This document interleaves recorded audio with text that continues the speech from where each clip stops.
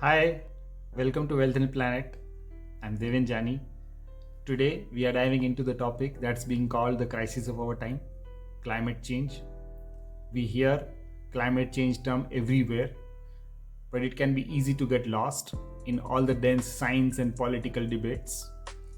World leaders have been meeting since 1997 when it was first conference around climate change from UN was organized in Kyoto. We have had 27 conferences since then to discuss the climate crisis and the ways to slow it down.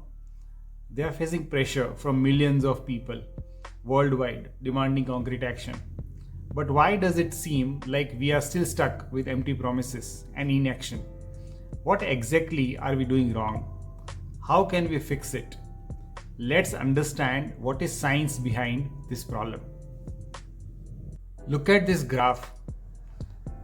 This is the carbon dioxide in our atmosphere since hundreds and thousands of years. Look at that spike at the end. That started when Industrial Revolution started. We began breaking CO2 records in 1950 and haven't stopped since. Why? It's quite obvious that human activity is the cause.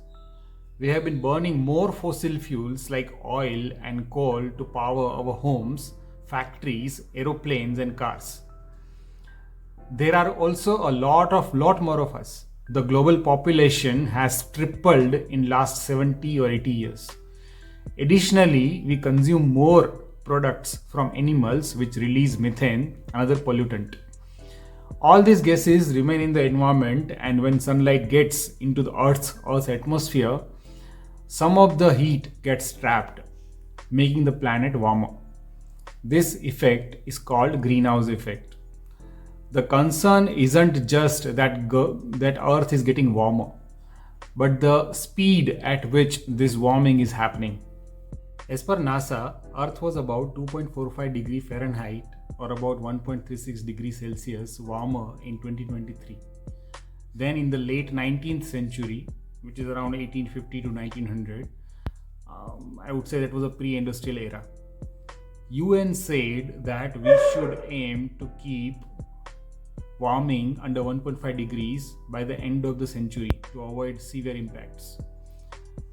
But at the current rate, we are on track to hit 1.5 degree in just 10 years or so. So climate change is already here. We are seeing its effects. For example, Europe is experiencing colder temperatures than the Arctic. Extreme weather events are becoming more frequent and severe, leading to devastating consequences. Rising sea levels are displacing people from their homes, with entire coastal cities and island nations at risk of submersion within the next 80 years or so. So what is global response? So there is a plan to slow down this crisis. In 2016, world leaders signed the Paris Agreement, aiming to keep temperature rise at 1.5 to 2 degrees Celsius. However, 7 years later, global CO2 levels continue to rise. Some countries like the US have pulled out of the deal, while others like Russia and China are not setting ambitious targets. Europe went back to coal after Russia gas supply crisis. Come to COP27, which was organized a year ago, right? Again, world leaders agreed a historic new climate agreement at Egypt. They have committed to establish a fund to help countries being impacted by climate change, but they have not raised ambition on cutting emissions. So despite this, I think there is some good hope, right? Awareness is growing. Some countries are making significant progress. For example, India, Morocco, and Zambia are investing heavily in renewable energy. Cities are offering free public transport to reduce car usage. Now, what can we do? Let's dwell on that.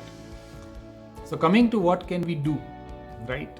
We must fundamentally change the way we live and govern. Business as usual has got to end. Politics as usual has got to end. We all contribute by shifting to renewable energy. using public transport, cycling more, eating less meat, of course I'm vegetarian, and consuming more responsibly. But let's be clear, individual actions alone aren't enough. We need systematic change on a global scale. Our future depends on it. If we don't act now, climate change will reshape our world in ways we can't even imagine. So, in conclusion, the situation is dire. The time for action is now. We need to adjust our lifestyles and demand broader changes to prevent climate change from dictating our future. Thank you for watching. If you found this video helpful, please like, share and subscribe for more content on sustainability and environment awareness. Let's work together to avoid disaster and secure a livable future. Thank you.